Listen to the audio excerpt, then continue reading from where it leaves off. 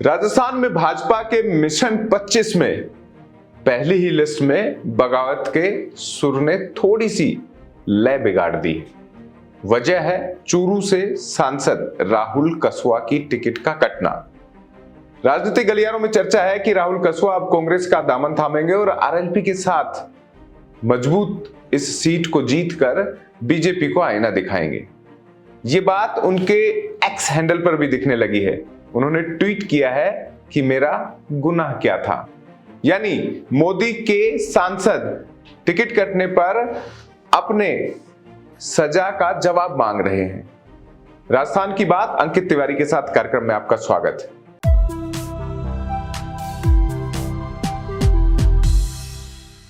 मेरे साथ मेरे वरिष्ठ सहयोगी आकाश हैं।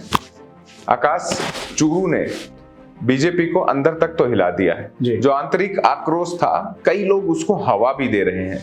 क्या लगता है, एक बार ट्वीट भी जरा आप पढ़कर बता दीजिए जो राहुल कसवा ने किया है। स्पष्ट तौर पर उन्होंने कह दिया मेरा गुनाह बताइए, यानी सहानुभूति लेने की दौड़ में आगे निकल गए हैं। चूरू से चुनाव लड़ेंगे, ये लगभग उनके इन बयानों से तय हो गया। ट्वीट पढ़कर सुनाए। जी, उन्होंने ट्वीट किया है कि आखिर मेरा गुनाह क्या था? क्या मैं ईमानदार नहीं था? क्या मैं मेहनती नहीं था? क्या मैं निष्ठावान नहीं था? क्या मैं दागदार था? क्या मैंने चूरू लोकसभा में काम करवाने में कोई कमी छोड़ दी थी? माननीय प्रधानमंत्री जी की सभी योजनाओं के क्रियान्वयन में मैं सबसे आगे था और क्या चाहिए था? जब इस प्रश्न को मैंने पूछा, सभी निरुत्तर और निशब्द रहे। कोई इसका उत्तर नहीं दे पा रहा। शायद मेरे अपने ही मुझे कुछ बता पाए। यानी जनता के बीच में सीधे उतर गए हैं, और जनता के बीच में आदमी तभी उतरता है जब उसे चुनाव में जाना है। इस चुनाव को रोचक बनाने में राहुल कसवा की भूमिका क्या मानते हैं?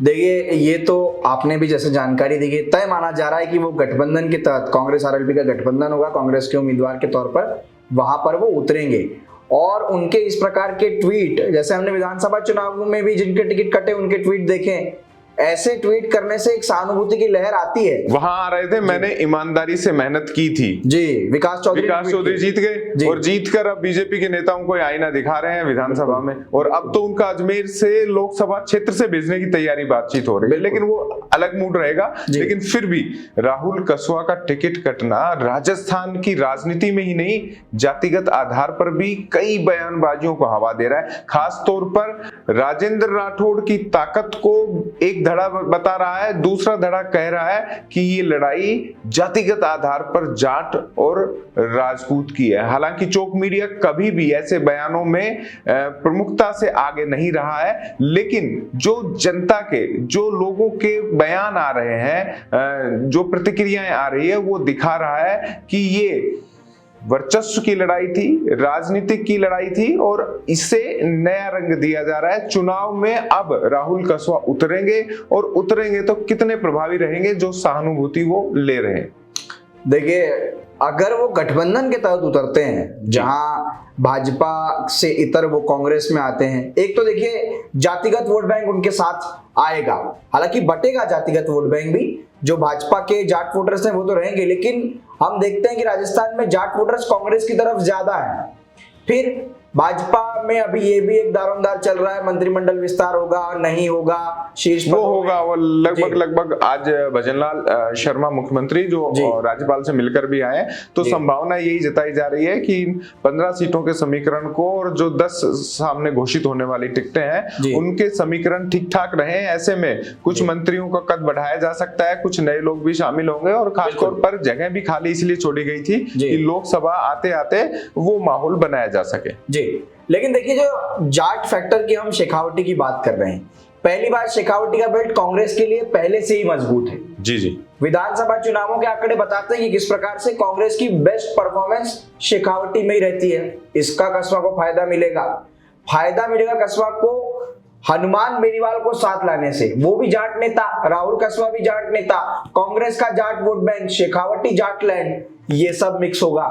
फिर उनको मेन फायदा मिलने वाला है। देखिए, आप नरेंद्र बुडानिया उनके साथ आ जाएंगे चुनाव प्रचार में, उनके साथ गोविंद सिंह डोटासरा लग जाएंगे अगर उन्हें कांग्रेस की टिकट मिलती है तो वो जो पूरा खेल रचा जाएगा कि जिसमें गोविंद सिंह डोटासरा शेखावटी में उनका प्रचार करें, नरेंद्र बुडानिया उनके साथ आ जाएं, दूसरे जो जाट नेता हैं दूसरी पार्टियों में वो आ जाए उनके साथ प्रचार करने। ये सब अगर चीजें होंगी तो एक अच्छी फाइट, और जो हम कह रहे थे कि लोकसभा में 25 की 25 भाजपा आसानी से ले जाएगी, तो कहीं वो एक मामला फंसेगा और इस सीट पर सबकी नजरें, देश की राजनीति की नजरें चुरू की लोकसभा सीट पर आके टिकेंगी। अगर राहुल कस्वा कांग्रेस में जाकर चुनाव लड़ते हैं तो चुनाव बेहद ही रोचक होने वाला है, और फिर राजेंद्र राठौड़ के पास बड़ी जिम्मेदारी होगी कि वो देवेंद्र झाझड़िया को वहां से कैसे भी जिताएं। क्योंकि देखिए, कस्वा की साख पर तो ये बनेगी कि वो कांग्रेस में जाकर चुनाव लड़ रहे हैं, लेकिन राजेंद्र राठौड़ की साख पर बनेगी कि अगर उन पर आरोप लग रहे हैं कि टिकट उनके चलते कटा है, उन पर ये क्रेडिट दिया जा रहा है कि देवेंद्र झाझड़िया को उन्होंने टिकट दिलवाया है। अगर देवेंद्र झाझड़िया जीतते हैं तो राठौड़ को क्रेडिट है, अगर वो हारते हैं तो राठौड़ के लिए भी एक वो वही बात होगी, विधानसभा चुनाव के बाद बैक टू बैक लोकसभा में जिम्मेदारी मिली तो वहां भी थोड़े से कमजोर रहेगा। ये पूरा मामला अभी तक नजर आ रहा है। लेकिन चुरू की अगर मैं बात करूं, आसपास की सीटों की बात करूं, तो जाटलैंड है, शेखावटी है, कांग्रेस के लिए मजबूत है। कांग्रेस के जाट जो नेता हैं गोविंद सिंह डोटासरा और ये तमाम वहां पर मजबूत है। ये सब अगर कस्वा के साथ आएंगे, हनुमान बेनीवाल नागौर से अगर उड़कर वहां उनके लिए प्रचार करने आएंगे, तो सब चीजें कस्वा के लिए बेटर वहां पर बैठ सकती है। थोड़ा सोचना होगा सब चीजों को लेकर राहुल कस्वा को भी, लेकिन अभी क्या डिसीजन वो बना रहे हैं ये समझ नहीं आ रहा है। हालांकि ये तो एक अंदेशा दिख रहा है ट्वीट से कि चुनाव तो वो लड़ने जा रहे हैं। लेकिन इससे राजसमंद की सीट भी प्रभावित हो सकती है, जहां से नाम राजेंद्र राठौड़ का आ रहा है। जी बिल्कुल, देखिए राजेंद्र राठौड़ का वहां पर नाम तो चल रहा है, लेकिन एक थ्योरी वहां पर और चल रही है। वहां पर कुछ और दावेदार भी हैं जो टिकट मांग रहे हैं। वहीं कल मैं ट्विटर पर जो चीजें पढ़ रहा था, वो जो हम जातिगत राजनीति की अगर बात कर रहे हैं तो देखिए, जाट वर्सेस राजपूत एक मसला तो यहां पर बनता जा रहा है, लेकिन एक मसला राजसमंद की सीट पर राजपूत वर्सेस राजपूत बनता जा रहा है। वो मसला है शेखावटी के राजपूत का मेवाड़ में आकर चुनाव लड़ना। जी जी, क्योंकि हमने देखा बाबू सिंह राठौड़ ने आरोप लगाया गजेंद्र सिंह शेखावत पर कि मुझे पता है कि आप शेखावटी के राजपूत हैं, आप वहां के शेखावत हैं, यहाँ जोधपुर में आकर आप राजपूतों का हक खा रहे हैं। ये बड़ा बयान है और ये दिखा रहा है किस प्रकार से राजपूतों में भी 2-3 गुटों में चीजें बढ़ती जा रही है।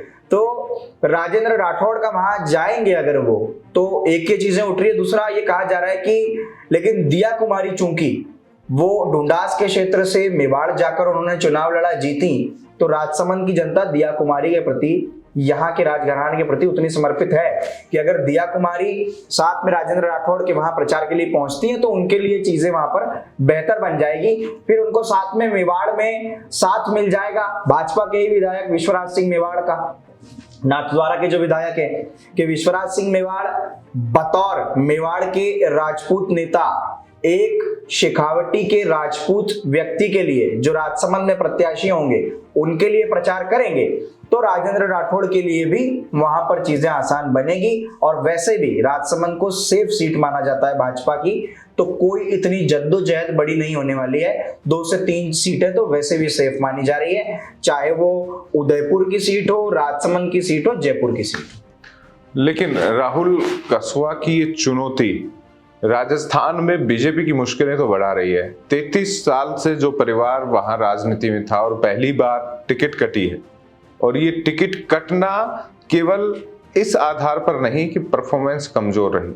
हालांकि मेरा गुनाह क्या था वो ज्यादातर नीचे जनता बता रही है कमेंट्स में। उस गुनाह में कह रहे हैं कि शेखावाटी में बीजेपी जीती क्यों नहीं, उनकी मेहनत इतनी अच्छी नहीं रही कि वो बीजेपी का वोट प्रतिशत, बीजेपी की सीटों की संख्या बढ़ा सके। तो क्या केवल यही वजह है कि एक सांसद रहते हुए विधानसभा चुनाव में परफॉर्मेंस उनकी कमजोर रही?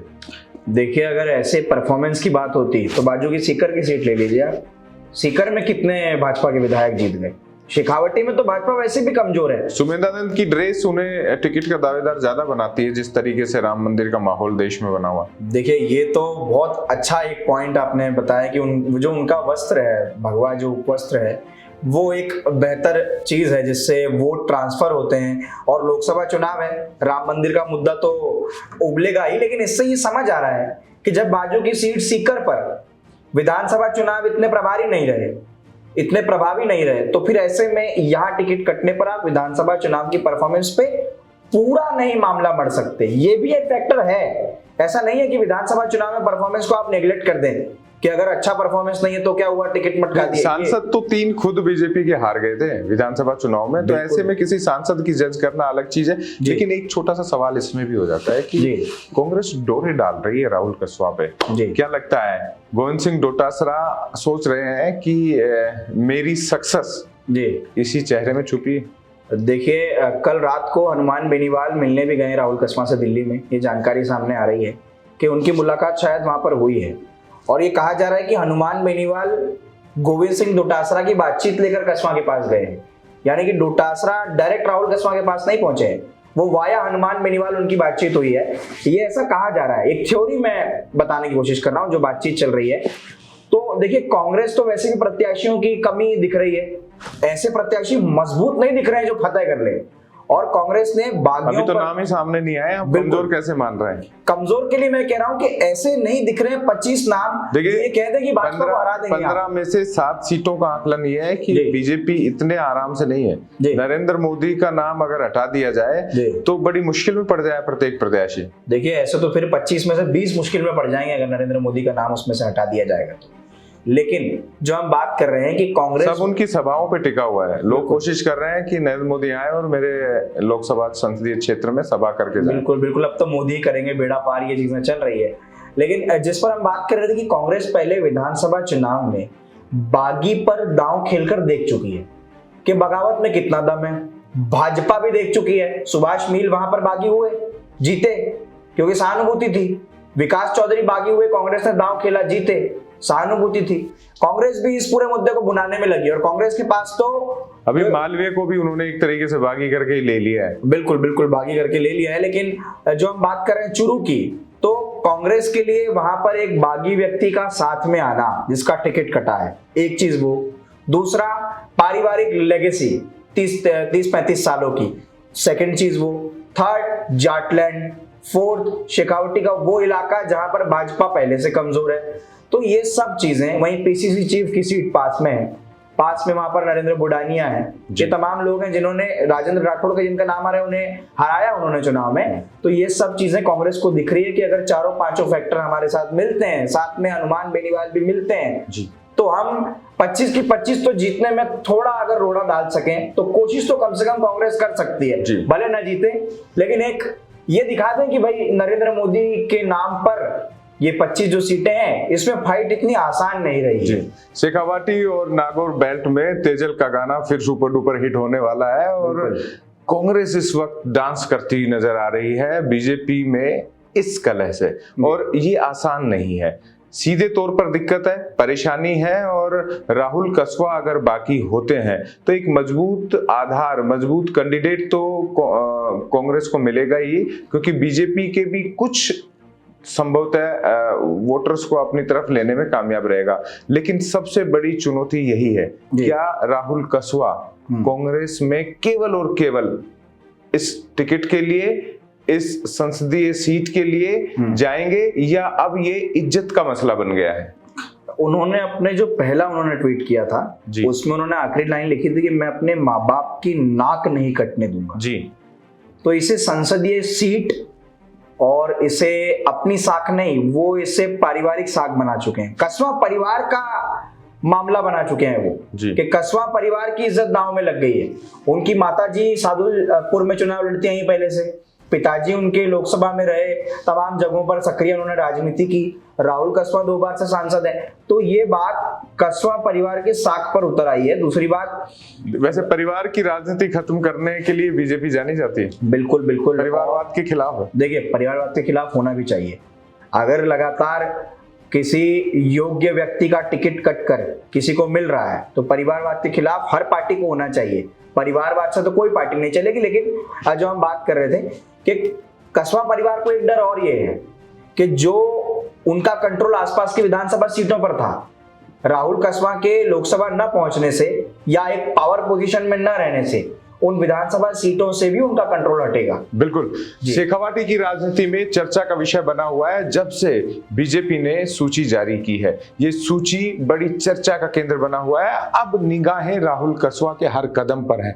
राहुल कसवा चुनाव तो लड़ेंगे, ये वो लगातार दिखा रहे हैं। बीजेपी में अभी भी वक्त है कि सीट में कैंडिडेट के चयन का बदलाव हो सके, लेकिन अक्सर भाजपा ऐसा नहीं करती है। तो हो सकता है दबाव की राजनीति के तहत काम कर रहे हो, लेकिन ये चर्चा का बिंदु कांग्रेस के लिए भी फायदेमंद साबित हो रहा है। राजस्थान की राजनीति पर कितना असर डालेगा ये देखने वाली बात होगी, लेकिन इतना तय है राहुल कसवा ने अपना गुनाह पूछ लिया है। अब जनता उन्हें उनका गुनाह भी बताएगी, उनकी खूबियां भी बताएगी, और असली निर्णय जनता के हाथ में ही होता है। अगर चुनाव में उतरते हैं तो निसंदेह शेखावाटी पर सबकी निगाहें रहेगी। फिलहाल के लिए इतना ही। मैं अंकित तिवारी लेता हूं विदा।